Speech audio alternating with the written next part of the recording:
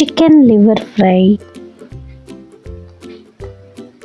Half KG chicken liver తీసుకొని శుభ్రంగా blood clots లేకుండా శుభ్రంగా కడుక్కోవాలి.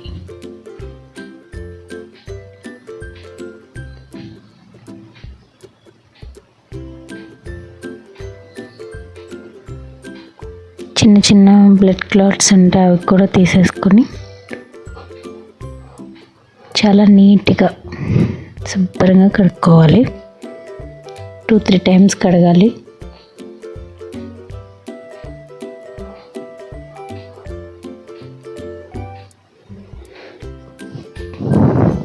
శుభ్రం చేసుకున్న తర్వాత 1 స్పూన్ అల్లం వెల్లుల్లి పేస్ట్, రుచికి సరిపడా ఉప్పు, పసుపు, కారం అన్నీ వేసి శుభ్రంగా మసాజ్ చేయాలి. మొత్తం అంతా కలిపేసుకొని ఒక 15 మినిట్స్ అలా పక్కన పెట్టించాలి.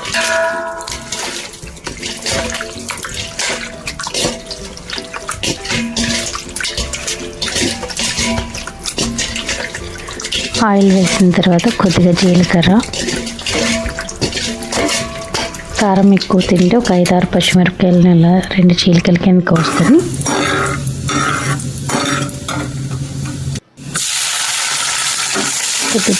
నూనెలో ఫ్రై అయ్యేదాకా వేపించి తర్వాత మనం అన్నీ కలిపి పెట్టిన లివర్ని తీసుకొని నూనెలో అలా వేసేసుకోవాలి. వేసిన తర్వాత కొంచెం అసలు గరిటె పెట్టి కదపకుండా ఒక 2 మినిట్స్ అలా కదపకుండా వాటిని అలాగే ఉంచాలి. కదపకూడదు, మూత పెట్టుకోవాలి. గరిటె పెట్టి కలిపెట్టకుండా అలా ఉంచాలి.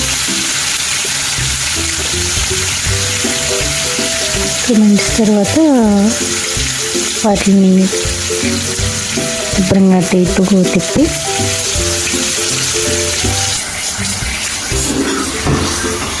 ఒక 2 మినిట్స్ 3 మినిట్స్ అలా మూత పెట్టి ఉడకబెట్టాలి.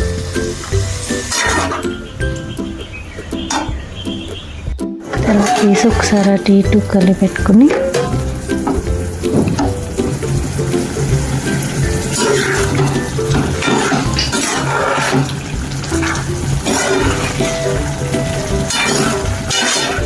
జీలకర్ర, ధనియాలు, దాల్చిన చెక్క, 3 లవంగాలు, 2 స్టార్ అనాస అన్నీ వేసి మెత్తగా పౌడర్ చేసుకొని జీలకర్ర, ధనియాలు, దాల్చిన చెక్క, లవంగ ముక్కలు వాటిలో ఫ్రైలో వేసేసి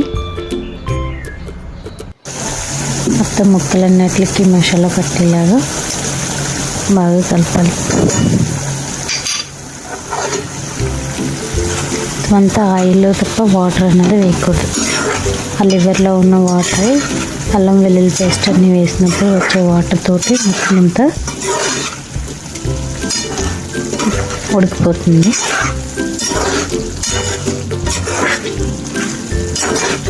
ఇంచుమించు ఆయిల్ పైకి తేలేదాకా ఫ్రై చేసుకొని కొద్దిగా కొత్తిమీర వేసుకొని మళ్ళీ మొత్తం అంతా కలిపెట్టి ఉప్పు సరిపోయిందా లేదా చూసుకుని, ఇది ఒక సీక్రెట్ రెసిపీ. ఈ సీక్రెట్ రెసిపీకి ఏం కావాలంటే కామెంట్ చేయండి, అదేంటో నేను చెప్తాను. సీక్రెట్ రెసిపీ వేసిన తర్వాత మొత్తం అంతా కలిపి మొత్తం లివర్ ఫ్రై అన్నిటికి పట్టేలాగా కలపాలి. ఆల్మోస్ట్ అయిపోయినట్టే. ఉప్పు సరిపోకపోతే మళ్ళీ కొద్దిగా ఉప్పు వేసుకొని ఇంకా కారం వేసుకొని, ఆల్రెడీ పచ్చిమిరపకాయలు వేసాం కాబట్టి కారం ఎక్కువ ఉంటుంది. కారం ఎక్కువ తింటే నేనైతే ఒక 2 స్పూన్స్ వేసాను. మొత్తం అంతా కలిపేసి లివర్ ముక్కలన్నిటికి కూడా కారం సీక్రెట్ రెసిపీ అన్నీ వేసేసి సీక్రెట్ మసాలా వేసి కలిపేసి గ్యాస్ ఆఫ్ చేసి కారం వేసిన వెంటనే గ్యాస్ ఆఫ్ చేసేయాలి. కలిపేసి మూత పెట్టుకుని వేడి వేడి అన్నంలో ఈ లివర్ ఫ్రై వేసుకొని ఒక్కో ముద్దకి ఒక్కో ముక్క తింటుంటే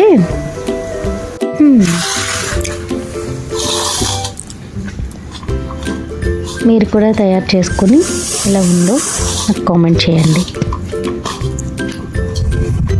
థ్యాంక్ యూ.